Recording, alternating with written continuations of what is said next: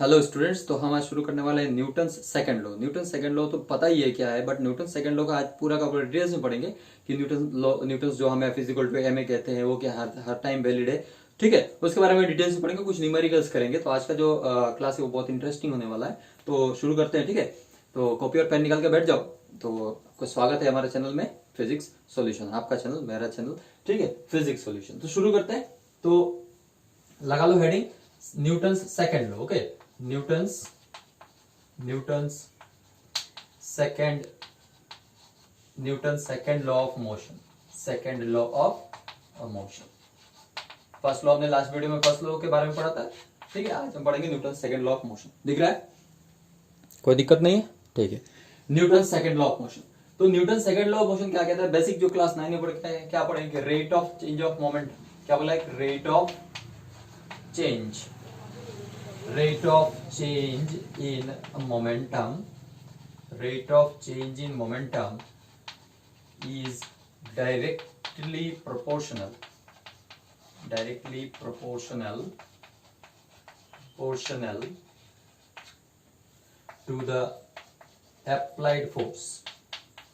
to the applied force and the change takes place in the direction of applied force। ये तो हमने पढ़ा है ना, in the direction of applied force। ठीक है, ये इसका स्टेटमेंट है कि rate of change in momentum is directly proportional to the applied force. ठीक है, एंड द चेंज, जो मोमेंटम में जो चेंज होगा वो किधर होगा? In the direction of the applied force. ये इतना समझ में आ रहा है? इसका मतलब क्या है कि इसका हम ऐसे लिखते हैं कि F जो है, suppose F is the force, suppose there is a body, एक बॉडी है जिसका मास है m। ठीक है, और ये एक वेलोसिटी u से मूव कर रहा है। ठीक है, u से मूव कर रहा है। सपोज हमने इसको एक फोर्स लगाया F is the applied force on this body moving with initial velocity u। तो जैसे ही फोर्स लगाएंगे तो क्या होगा? इसका वेलोसिटी चेंज हो जाएगा। सपोज इसका मास तो रिमेन कांस्टेंट है, इस वेलोसिटी चेंजेस टू v। ठीक है, तो चेंज, सपोज इसका इनिशियल मोमेंटम था pi और फाइनल मोमेंटम हो गया pf। ठीक है, तो ये क्या बोल रहा है? बोल रहा है कि rate of change of momentum, जो मोमेंटम को जो चेंज होने में जो टाइम लगा, सपोज वो है टाइम t टाइम में मोमेंटम जो इसका चेंज हुआ है। मतलब पहले इसका मोमेंटम क्या होगा? मोमेंटम तो पता ही है ना, मोमेंटम क्या होता है? Momentum p is equal to mv, that is mass into velocity, ये तो पता है। So force, this force, applied force F is proportional to change in momentum, rate of change in momentum। मतलब change in momentum क्या होगा? Final momentum minus initial momentum upon time, ये हो गया rate of change in momentum. Time, rate of change in momentum मतलब momentum का change हुआ time में, and that is directly proportional to what? Applied force. और ये जो चेंज है वो किधर होगा? जिधर फोर्स अप्लाई कर रहे हैं, यही बोल रहा है। ठीक है, अप्लाइड फोर्स के डायरेक्शन में चेंज होगा। Now this one can be written as F is equal to some constant k, and this pf minus pi can be written as del p।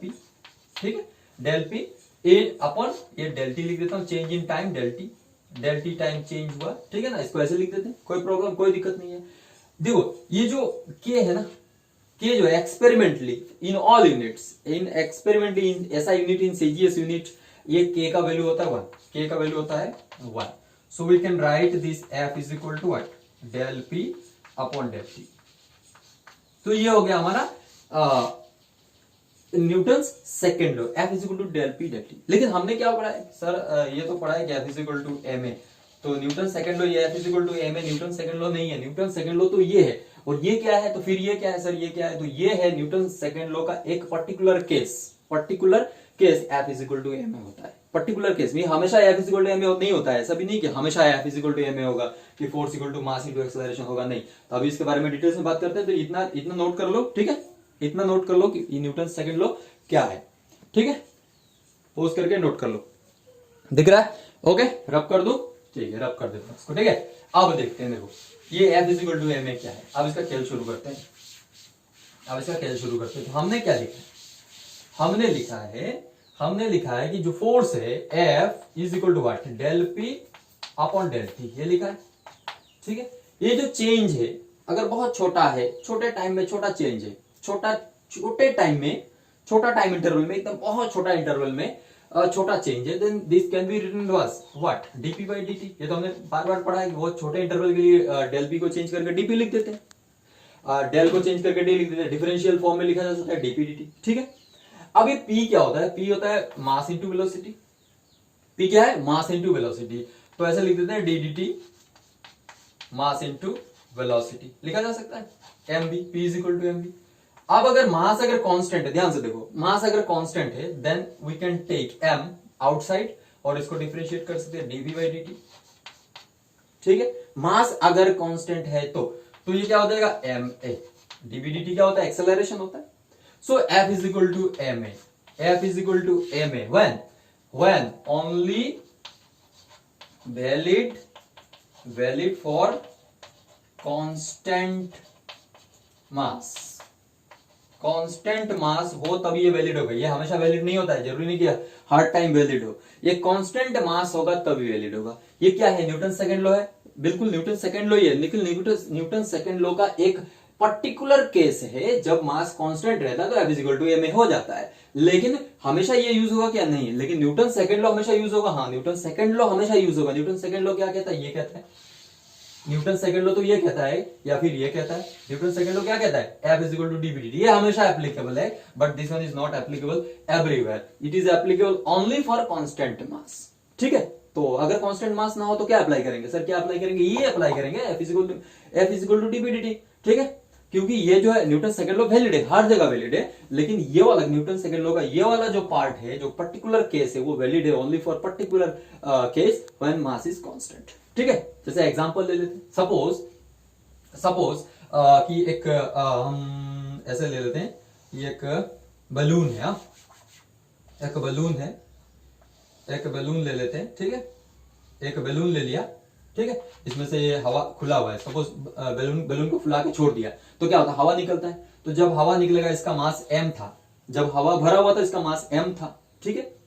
अब क्या है कि ये जैसे ही छोड़ देंगे तो ये क्या होगा, एक ऊपर की तरफ जाने लग जाएगा, सपोज ऊपर की तरफ कहीं जा सकता है कि एक डायरेक्शन में जा रहा है एक्सेलरेशन a से, तो क्या इस केस में F is equal to M a लिख सकते हैं, F is equal to M a लिख सकते हैं, इस केस में F is equal to M a लिखा जा सकता है या नहीं, क्यों नहीं लिखा जा सकता, क्योंकि हवा बाहर आ रहा है, हवा बाहर आने का मतलब है कि m जो है वो क्या हो रहा है, वेरिएबल है, m जो है वो क्या हो रहा है, कम हो रहा है ना, m क्या है, यहाँ पे मास जो क्या हो रहा है, कम हो रहा है, क्योंकि यहाँ पे जो हमने जो मास लिया वो पूरे बलून का हवा के साथ इसका हमने ले लिया, लेकिन जैसे हवा निकलना शुरू कर देगा तो F is equal to m क्या वैलिड होगा, नहीं, तो क्या वैलिड होगा, वैलिड होगा F is equal to dp by dt, ठीक है। तो इसको लिखेंगे क्या, उस टाइम क्या कर सकते हैं हम, d dt मास इनटू वेलोसिटी, ठीक है। तो डिफरेंशियल फॉर्म इसको कैसे लिखेंगे, मास को बाहर रख देते हैं एक बार, m dv dt प्लस फिर v को बाहर रख देते हैं dm dt, ये लिखा जाएगा। तो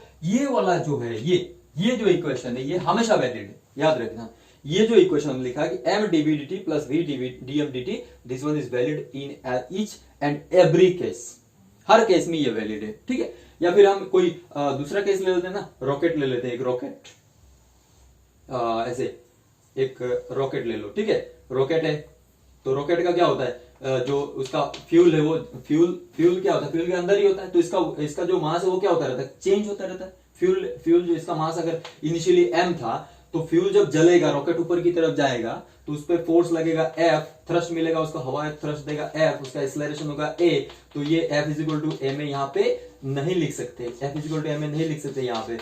उस टाइम क्या करेंगे हम, कौन सा रूल, तो न्यूटन सेकंड लॉ ही एप्लीकेबल होगा, लेकिन ये वाला पर्टिकुलर केस जो वो एप्लीकेबल नहीं है इस केस में, तो वहां पे क्या करना पड़ेगा, हमको इसको यूज करना पड़ेगा, ठीक है। इतना समझ में आ गया, नोट कर लो इसको, समझ में आ गया, नोट कर लो, रब कर दो, हाँ देखो यहाँ पे, तो इतना समझ में आ गया कि F is equal to m क्या है, आप समझ में आया ना, आज तक तो पढ़ते थे न्यूटन सेकंड लॉ का मतलब ही F is equal to m नहीं, बिल्कुल नहीं है, न्यूटन सेकंड लॉ का मतलब ही F is equal to m नहीं है, न्यूटन सेकंड लॉ का मतलब F is equal to dp by dt, और F is equal to m क्या है, न्यूटन सेकंड लॉ का एक पर्टिकुलर केस है जब मास कांस्टेंट रहता है तब, ठीक है।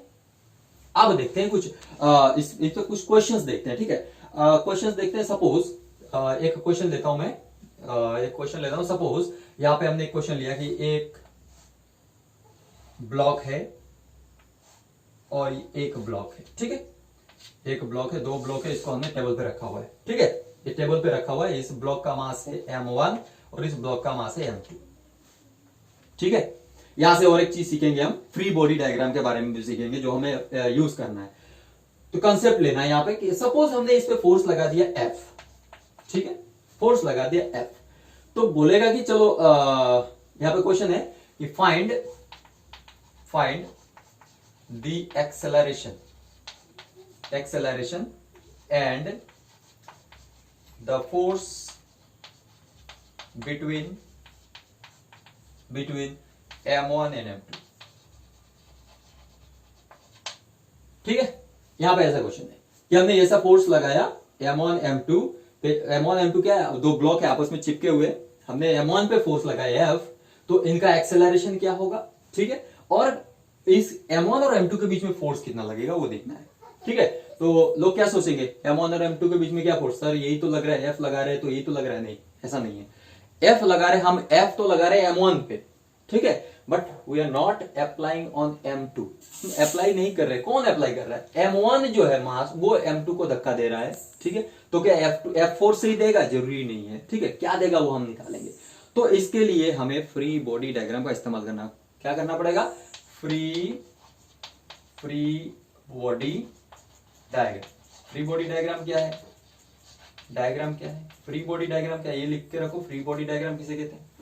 फ्री बॉडी डायग्राम में बॉडी को, कोई भी जो भी बॉडी है, जो भी ऑब्जेक्ट, उसको हमें एक पॉइंट मान लेना है, ठीक है, और इस पे जो फोर्सेस लग रहे हैं, जो फोर्सेस लग रहे हैं वो इस पे शो करना है, जो फोर्सेस लग रहे हैं, ये जिस पे ये क्या फोर्स लगा रहा है वो नहीं देखना है, क्या देखना है कि उस बॉडी पे, मतलब पहले क्या करना है कि बॉडी को, जो भी बॉडी है उसको क्या करना है, पॉइंट ऑब्जेक्ट मान लेना है, ठीक है, और उसके बाद उस पे क्या क्या फोर्स लग रहा है वो रिप्रेजेंट करना है। तो जैसे यहां पे m1 की बात करते हैं, ठीक है, तो m1 पे क्या है कि एक फोर्स लग रहा है F, तो ये m1 है, इसको पॉइंट ऑब्जेक्ट दे दिया m1, ठीक है, इस पे फोर्स लग रहा है F1, किधर लग रहा है, इधर की तरफ लग रहा है F1, देख F लग रहा है इधर की तरफ, देखो ना ऐसे दिया ना, तो इधर की तरफ m1 पे लग रहा है, ध्यान से देखना। उसके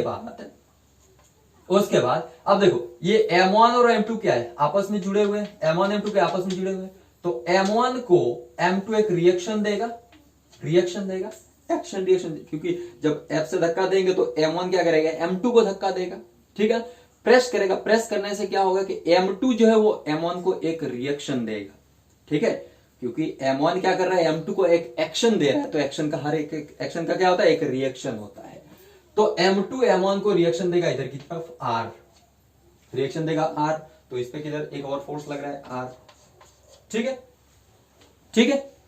अब देखो ध्यान से, तो ये टेबल पे रखा हुआ है ना, टेबल पे रखा हुआ है, इसका वेट किधर की तरफ है, mg, नीचे की तरफ है, तो यहां पे लिख दो, इसका मास कितना है m1g, इसका वेट नीचे की तरफ है, नीचे की तरफ रहने देते, टेबल पे रखा हुआ, तो टेबल इसको एक रिएक्शन भी देगा ना, टेबल इसको एक रिएक्शन देगा, mg का ऑपोजिट नहीं लिख रहा हूं मैं, लिख रहा हूं कि टेबल उसको एक रिएक्शन देगा, किसको रिएक्शन देगा, m1 को रिएक्शन देगा, कितना देगा, हमने लिख दिया n1 दिया, तो यहां पे क्या होगा, एक रिएक्शन होगा n1, ठीक है, इतना समझ में आ गया।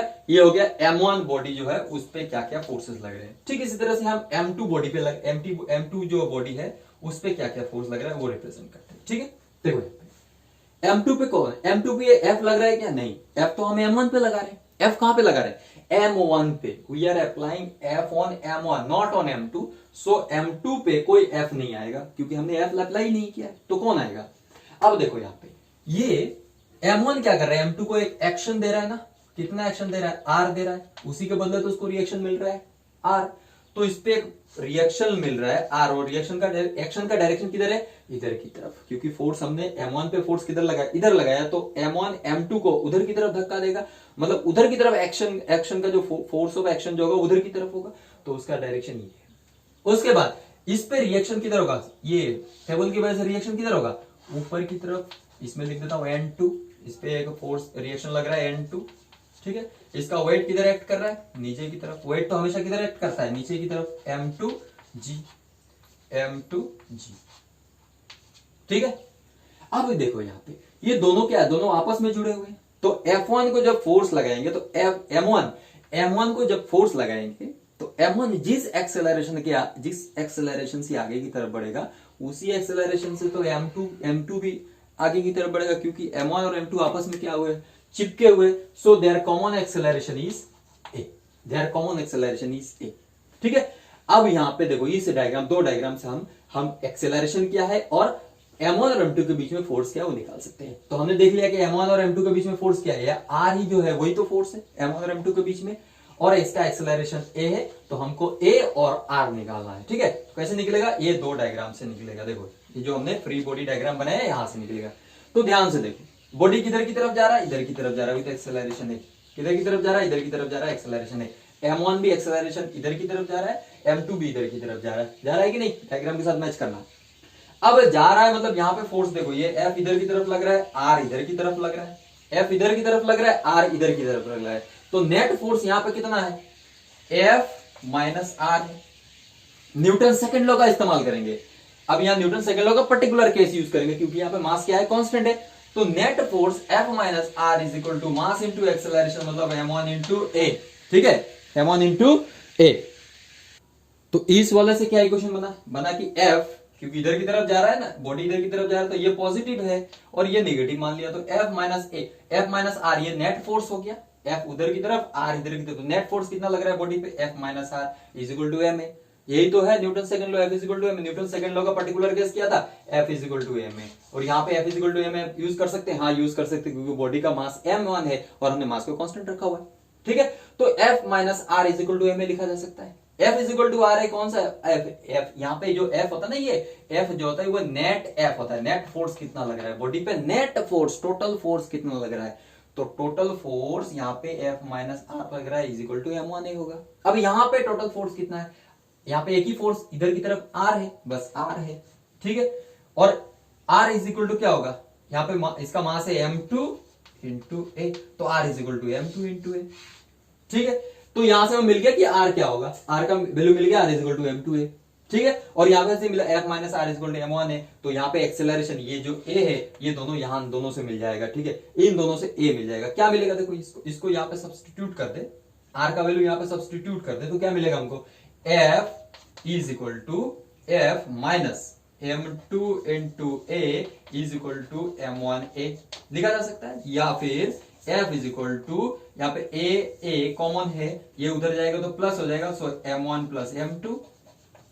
सो अल्टीमेटली हमको डायरेक्टली क्या मिल जाएगा, acceleration a is equal to क्या मिला, F divided by m1 plus m2।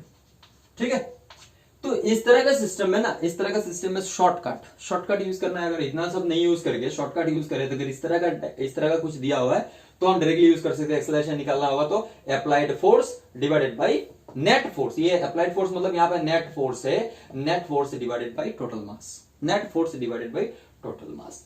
ठीक है, तो इस तरह के क्वेश्चंस न्यूटन सेकंड लॉ से हम सॉल्व कर सकते हैं। पहला तो आना चाहिए कि फ्री बॉडी डायग्राम क्या है, तो और करते हैं ना, और सॉल्यूशन करते तो और आसान हो जाए। ठीक है, ये तो पहला था, और सॉल्यूशन देखते हैं। चलो और सॉल्यूशन देखते हैं, तो हम अभी हमको समझ में आ जाएगा। ठीक है, और सॉल्यूशन देखते हैं। देखो यहाँ पे सपोज एक लिफ्ट है। ठीक है, लिफ्ट है, एक लिफ्ट है, लिफ्ट समझते हो जिसमें चढ़ते एलिवेटर। ठीक है, एलिवेटर भी कहते हैं इसको, क्या कहते हैं, एलिवेटर या लिफ्ट।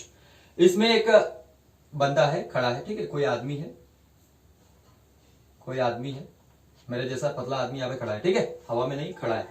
किस पे खड़ा है, वो एक वेइंग मशीन पे खड़ा है। वेइंग मशीन मतलब लिफ्ट में एक हमने बैलेंस रखा हुआ, मतलब नापने का मशीन रखा हुआ, उस पे खड़ा हुआ है। उसका वेट नापने का मशीन रखा हुआ और इसका वेट मिल रहा है सपोज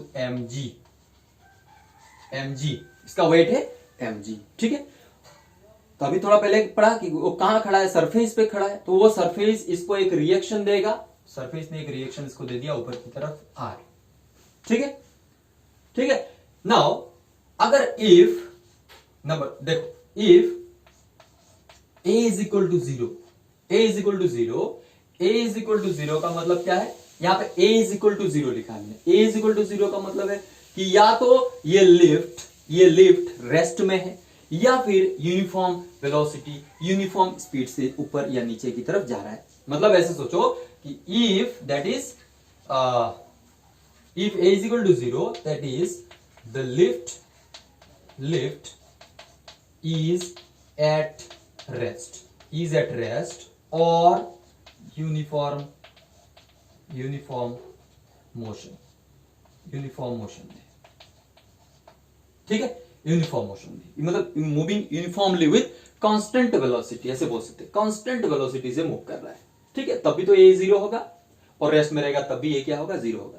तो लिफ्ट का अगर ए जीरो है तो आदमी का भी एक्सेलरेशन क्या होगा, जीरो होगा, ठीक है, इतना समझ में आ गया। तो यहां पे अगर हम बात करें, कोई बोले कि इसका जो वेट है वो कितना है, एपरेंट वेट क्या है, ये रियल वेट है, ये क्या है, mg क्या है, ये इसका रियल वेट है, ये जो है रियल वेट, क्या है ये, रियल वेट है, ठीक है। और ये r जो है क्या है, इसका एपरेंट वेट है, क्या है, इसको बोलते हैं हम एपरेंट वेट है। तो यहां पे हम न्यूटन सेकंड लॉ का इस्तेमाल करके कोई बोले कि एपरेंट वेट क्या है तो हम निकाल सकते हैं। तो क्योंकि ये रेस्ट में है, तो टोटल फोर्स क्या होगा, इस पे जीरो होगा, रेस्ट में ना, तो नेट फोर्स क्या होगा, F is equal to m, ध्यान से देखो, तो हमें पता ना F is equal to net force, F net is equal to क्या होता है, मास इनटू एक्सेलरेशन। क्योंकि ये बॉडी रेस्ट में है या यूनिफॉर्म कांस्टेंट वेलोसिटी से मूव कर रहा है, तो एक्सेलरेशन क्या होगा, जीरो होगा। एक्सेलरेशन जीरो का मतलब F नेट क्या होगा, जीरो होगा, F नेट क्या होगा, जीरो होगा, F नेट जो है वो जीरो होगा। ये F नेट क्या है, टोटल फोर्स, इस पे टोटल फोर्स क्या लग रहा है, एक तो फोर्स लग रहा है नीचे की तरफ mg और एक फोर्स लग रहा है r, तो ये इसको वैसे लिख सकते हैं ना, जीरो होना चाहिए, तो r माइनस mg करना पड़ेगा इक्वल टू जीरो, तभी तो जीरो होगा ना, दोनों इक्वल होगा तभी तो जीरो होगा, मतलब r minus mg is equal to zero होगा, that is r is equal to mg, मतलब क्या है कि जो अपरेंट वेट है और रियल वेट है दोनों क्या है, सेम है। मतलब अगर बॉडी रेस्ट में है, ठीक है, मतलब लिफ्ट, अगर ये जो लिफ्ट है ये रेस्ट में है अगर, और ये कांस्टेंट वेलोसिटी से मूव कर रहा है, तो आदमी का जो अपरेंट वेट है, मतलब जो उसको मशीन जो दिखा रहा है और उसका जो एक्चुअल वेट है, दोनों क्या होगा, सेम होगा। लेकिन हर टाइम कैसा होगा, नहीं। तो सोचो कि ये लिफ्ट जो है अब इसका मन कर रहा है कि चलो हम चले ऊपर की तरफ, क्या है, ऊपर की तरफ, ठीक है, विथ एक्सेलरेशन ए। अब वही बंदा है हमारे पास, ये तुम्हारा उसका पैर, उसका मुंडी, ये उसका आंख, ठीक है, उसका नाक, ध्यान से देखो। अब इस पे वेट किधर लगेगा, नीचे की तरफ mg, इसका रिएक्शन किधर लगेगा, ऊपर की तरफ r। कौन रिएक्शन दे रहा है, सरफेस रिएक्शन दे रहा है, ठीक है। अब इसको क्या करना है, इस पे हमें इसका अपरेंट वेट निकालना है। अब क्या हो रहा है कि मूविंग अपवर्ड विथ एक्सेलरेशन ए, ये क्या है, नंबर 2, केस नंबर 2, ये नंबर 1 था, ठीक है, ये नंबर 1 था, ये number 2, moving upward with acceleration A acceleration के ऊपर, ए एक्सेलरेशन से ऊपर की तरफ जा रहा है, दिख रहा है यहां पे ना, ठीक है, ए एक्सेलरेशन से ऊपर की तरफ जा रहा है। तो अब बताओ, अब क्या होगा, यही वही यूज करेंगे ना, F net is equal to M a. अब तो ये जीरो नहीं है, तो क्या करेंगे, F net is equal to M a होगा, ठीक है। F नेट क्या है, कौन यहाँ पे ज्यादा किधर जा रहा है, बॉडी इधर की तरफ जा रहा है, तो मतलब R जो है वो पॉजिटिव है और ये क्या है, निगेटिव है, तो R minus m g is equal to m. तो R इज इक्वल टू क्या होगा, R is equal to m g plus m a, ठीक है, mg plus m a. mg क्या है, इसका रियल वेट है, एम ए क्या है, इस पे मास इनटू एक्सेलरेशन, इस पे जो फोर्स लगा, न्यूटन सेकंड लॉ के हिसाब से हमने लिखा है, ठीक है। मतलब जो वेट है, वेट के साथ कुछ प्लस हो रहा है, जो वेट के साथ कुछ प्लस होने के बाद आर मिल रहा है, मतलब ये जो अपरेंट वेट है वो रियल वेट से ज्यादा है कि नहीं। रियल वेट mg है, mg के साथ कुछ प्लस ma प्लस करने से r मिल रहा है, मतलब r जो है वो mg से बड़ा है ना, therefore r is greater than mg। मतलब अगर कोई बंदा ऊपर की तरफ जब जाता है ना, जब ऊपर की तरफ मूव करने लगता है, तो उसका जो अपरेंट वेट होता है वो उसका एक्चुअल वेट से ज्यादा होता है, ठीक है। तो हमने कैसे पता किया, अप्लाइंग न्यूटन से सेकंड लॉ। अब चलते हैं इसको थोड़ा अलग देखते हैं, अलग तरीके से देखते हैं। आप समझते हैं कि ये लिफ्ट जो नीचे की तरफ आ रहा है तो क्या होगा, अब ये लिफ्ट नीचे की तरफ आ रहा है तो क्या होगा, number 3, if lift is moving downward with acceleration A acceleration से नीचे की तरफ आ रहा है, सोचो कि ए एक्सेलरेशन से नीचे की तरफ आ रहा है, ठीक है। तो ये हमारा लिफ्ट है, ये आदमी है, ठीक है, ये आदमी है। और क्या है, ये इसका वेट किधर लगेगा, नीचे की तरफ। इस पे सरफेस जो रिएक्शन देगा किधर, ऊपर की तरफ, और ये लिफ्ट जो है नीचे की तरफ आ रहा है एक्सेलरेशन ए से। तो यहाँ पे भी यूज करेंगे न्यूटन सेकेंड लॉ, क्या बोल रहे हैं, F net is equal to mass into acceleration. यहाँ पे नेट फोर्स कितना है, किधर की तरफ जा रहा है, नीचे की तरफ जा रहा है, मतलब mg पॉजिटिव है, तो mg माइनस इसका ऑपोजिट में कौन लग रहा है, r, तो mg minus r is equal to ma। ठीक है, अब यहाँ पे क्या है, ये अगर माइनस r लिखे इज इक्वल टू, तो लिख सकते हैं ना ma माइनस mg। इसको इधर लेके गए, इसको इधर लेके गए तो माइनस हो गया, माइनस कैसे रह गया। अब माइनस से दोनों तरफ डिवाइड करते हैं तो r इज इक्वल टू क्या मिलेगा, mg माइनस ma। तो ध्यान से देखो, तो यहाँ पे जो r है वो mg से कम है कि नहीं, mg से कुछ माइनस करने से r आ रहा है। यहाँ पे क्या था, mg से कुछ प्लस करने से r आ रहा था, मतलब r जो mg से बड़ा था। बट यहाँ पे mg से कुछ सब्ट्रैक्ट करने से r आ रहा है, मतलब r is less than mg। That is apparent weight। In this case, this apparent weight is less than the actual weight of the person।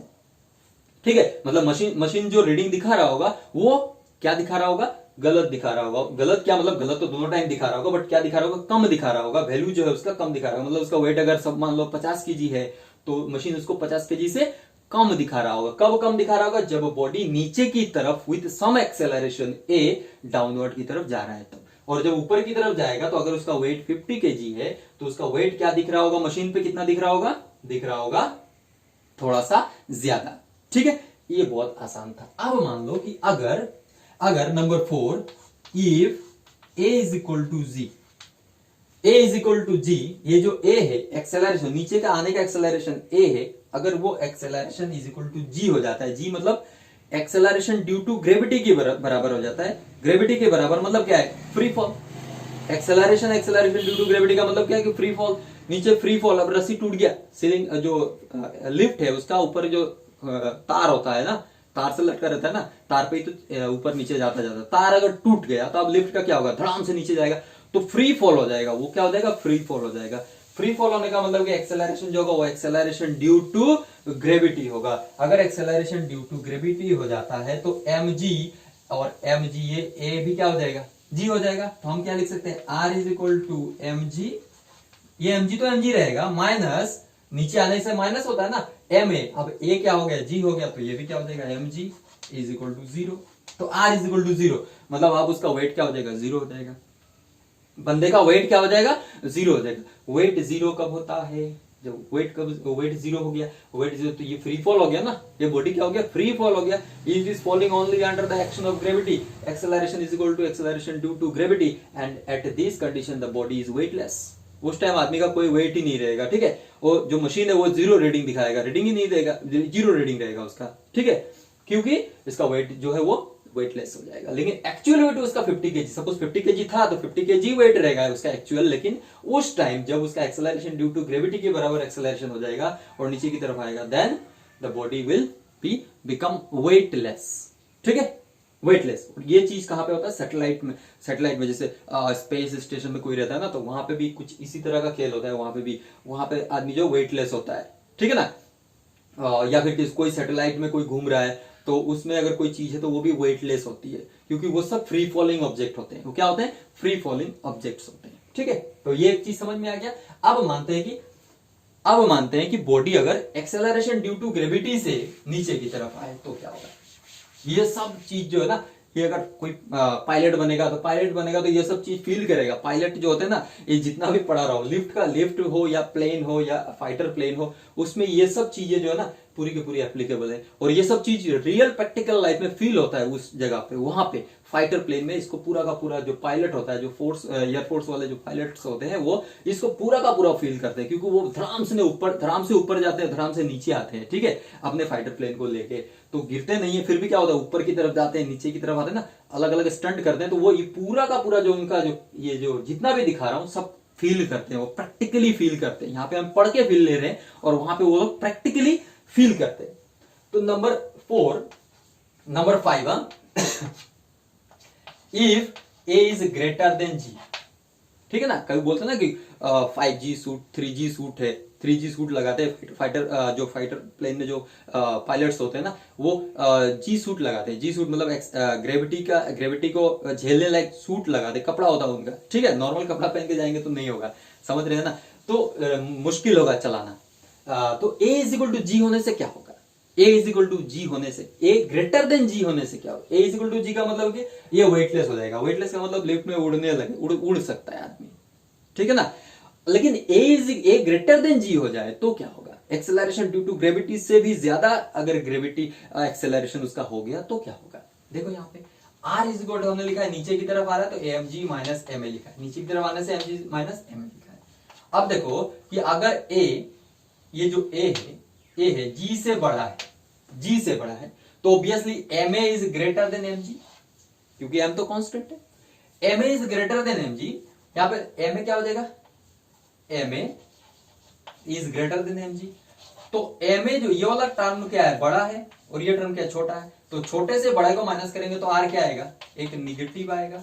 Negative आएगा मतलब अब जो रिएक्शन होगा लिफ्ट में, ये लिफ्ट की बात कर रहा हूं, तो ये चीज फाइटर प्लेन्स में भी होता है। तो ये बंदा है यहाँ पे, ठीक है, ये बंदा ऐसे है, ऐसे है, ठीक है, ऐसे है ना बंदा ऐसे, इस पे इधर mg लग रहा था, रिएक्शन किधर लग रहा था, ऊपर की तरफ लग रहा था तो पॉजिटिव था। अब क्या है, रिएक्शन नीचे की तरफ लगेगा, नीचे की तरफ लगेगा तो बंदा यहाँ पे रह ही नहीं पाएगा, यहाँ पे वो रह ही नहीं पाएगा, कहां जाएगा, वो बंदा यहाँ पे चला आएगा ऐसे, ठीक है, ऐसे ये बंदा यहाँ पे आ जाएगा, उसका रिएक्शन जो होगा वो आर नीचे की तरफ होगा। वेट mg तो नीचे ही रहेगा और आर भी इसको नीचे की तरफ, रिएक्शन भी नीचे की तरफ, मतलब अब जो बंदा है वो कहां जाएगा, लिफ्ट में।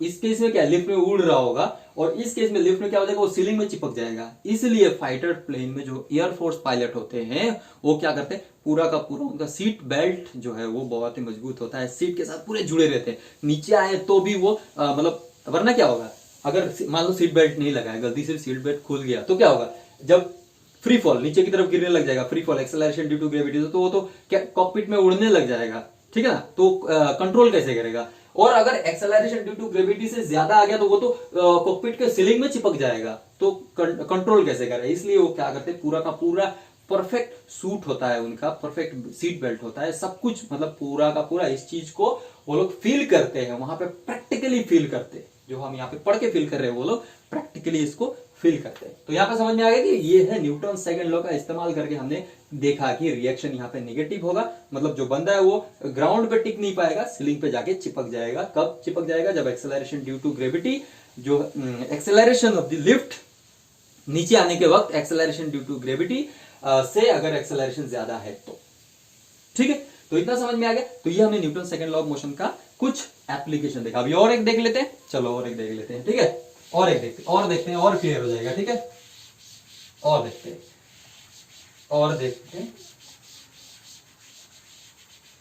ठीक है, और देख लेते हैं।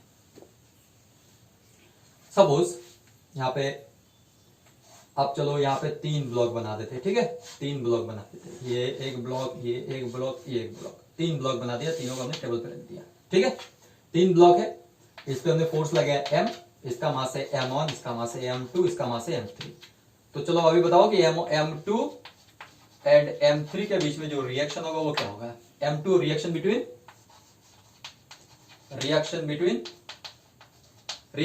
m2 एंड m3, बता सकते हैं क्या। Reaction between m2 and m3 कैसे निकालेंगे, तो हमें क्या करना पड़ेगा, फ्री बॉडी डायग्राम। एक्सेलरेशन नहीं पूछ रहा हूं क्योंकि एक्सेलरेशन तीनों का क्या होगा, सेम होगा, एक्सेलरेशन यही होगा, but reaction between m2 and m3 पूछ रहा हूं तो क्या कर सकते हैं, पहले क्या करना पड़ेगा, फ्री बॉडी डायग्राम। तो m1 का फ्री बॉडी डायग्राम, m2 का फ्री बॉडी डायग्राम और m3 का फ्री बॉडी डायग्राम, तीनों का जगह नहीं होगा तो यहाँ पे ड्रॉ करते हैं। देखो m1 का फ्री बॉडी डायग्राम ये m1 है, m2 का फ्री बॉडी डायग्राम यहाँ पे, m3 का फ्री बॉडी डायग्राम यहाँ पे, ठीक है। m1 पे क्या क्या फोर्स लग रहा है, F लग रहा है इधर की तरफ, ठीक है, और m2 इस पे रिएक्शन देगा R1 लिख देता हूं, ठीक है, R1 रिएक्शन दे रहा है तो इसको लिख देते हैं R1, ठीक है। तो इस पे एक रिएक्शन लगेगा इधर की तरफ, ग्राउंड देगा N1 और इसका वेट होगा नीचे की तरफ M1G, तो ये भी ड्रॉ कर देते हैं यहाँ पे, M1G इसका वेट होगा और रिएक्शन देगा सरफेस R1 N1, ठीक है, N1। इस पे क्या क्या फोर्स लगेगा, इस पे तो ये F नहीं लग रहा है, कौन लग रहा है, ये M1 इस पे एक रिएक्शन दे रहा है, क्या दे रहा है, R1, तो इस पे R1 रिएक्शन लग रहा है, R1, ठीक है। इस पे और क्या लग रहा है, ये लग रहा है, कौन लग रहा है, और एक चीज लग रहा है, देखो यहाँ पे M3 है ना, तो M3 इसको एक रिएक्शन देगा R2, M3 एक रिएक्शन देगा R2, वो इधर होगा R2, ठीक है। वेट रिएक्शन सरफेस का रिएक्शन किधर होगा, ऊपर की तरफ N2, वेट किधर होगा, नीचे M2G। इस पे क्या लग रहा है, इस पे क्या लग रहा है, इस पे क्या M2 जो है वो इस पे एक एक्शन दे रहा है R2, तभी तो ये M3 इस पे एक रिएक्शन दे रहा है, एक्शन दे रहा है, M2 इसको एक्शन दे रहा है R2, तो M3 इसको एक रिएक्शन दे रहा है R1। सो यहाँ पे R1 R2 हो गया। इस पे वेट किधर लग रहा है, इसका रिएक्शन हो रहा है M3 और इसका वेट लग रहा है नीचे की तरफ, ठीक है। तो हमें क्या बोलना है, रिएक्शन बिटवीन और force between M2 and M3, reaction between M2 and M3, मतलब हमें R2 निकालना है, R2 निकालना है। तो 3 इक्वेशन बनेगा, इससे एक इक्वेशन बनेगा, देखो बॉडी तो ऊपर की तरफ नहीं जा रहा है ना नीचे की तरफ आ रहा है, तो ये इसका मतलब ही नहीं है, ठीक है, इसका मतलब ही नहीं है, इसका मतलब ही नहीं है, ठीक है। इक्वल होगा ना, ये दोनों इक्वल होंगे, ये दोनों इक्वल होंगे, ये दोनों इक्वल होंगे, तो बॉडी जो है वो ऊपर और नीचे की तरफ नहीं जा रहा है, बॉडी किधर जा रहा है, इस साइड जा रहा है, विद एक्सेलरेशन है, सब कितने एक्सेलरेशन से, ए एक्सेलरेशन से, ए एक्सेलरेशन से, ए एक्सेलरेशन से। तो इस वाले का इक्वेशन क्या होगा, पहला एक इक्वेशन होगा F minus R1 is equal to M1A, ये होगा। इस वाला इक्वेशन क्या होगा, R1 minus R2 is equal to M2A, और इस वाले का क्या होगा, R2 is equal to MA, ठीक है, R2 is equal to MA, मतलब यहां पे M3 इंटू। तो ये होगा M2 और M3 के बीच में कौन सा फोर्स लग रहा है, ये R2 लग रहा है, और R2 का वैल्यू कितना है, M3 इंटू A, ठीक है, समझ में आ गया। तो मेन चीज यहाँ पे क्या सिखाना चाह रहा मैंने कि न्यूटन सेकंड लॉ जो है क्या है, और न्यूटन सेकंड लॉ को अप्लाई कैसे करेंगे। ये सब जो क्वेश्चन, ये सब जो कराए ना, ये सब नीट में हो या जेई मेन में हो, ये इस टाइप के क्वेश्चन ही आते हैं, ठीक है। तो बोर्ड में तो ऐसा क्वेश्चन कुछ नहीं है, बोर्ड में क्या आएगा, न्यूटन सेकंड लॉ क्या है बता दो, तो न्यूटन सेकंड लॉ तो सभी को पता है, न्यूटन सेकंड लॉ क्या है, F इक्वल टू ma क्या है, F इक्वल टू ma कैसे प्रूव करते, हो जाएगा काम खत्म। But to solve numericals in JEE Main and NEET, we have to use the concept, और ये है हमारा कंसेप्ट यहाँ पे, ठीक है। तो इस वीडियो में हमने न्यूटन सेकंड लॉ के बारे में पढ़ लिया, अच्छे से पढ़ लिया, और नेक्स्ट वीडियो में हम न्यूटन थर्ड लॉ और law of conservation of momentum के बारे में बात करेंगे, ठीक है। Thank you.